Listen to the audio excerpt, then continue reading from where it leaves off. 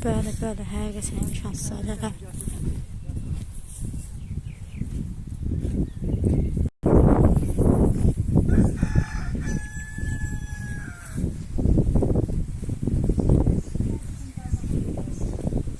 Kürdəmir rayonu.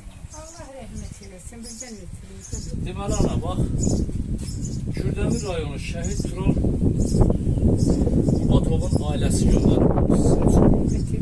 Şəhidimizin adına göndəribdir.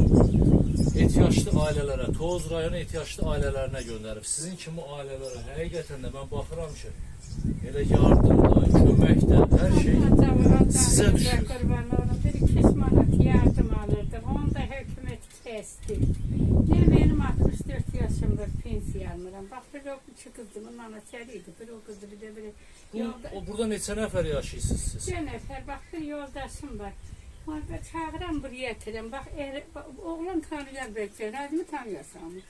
Eşmişəm məlumatı Bir fələncə bir belə xeyri şeylə yaramaz. Hiç adam budandır. Bax, biricə cəmaatın ellicə bax. Allah sizə kömək olsun. Şəhidimizin şəklini kəsərsiniz. Evinizin ən yaxşı yerinə vurarsınız. İnşallah ki, o şəhidimizin ruhu sizə kömək olacaq.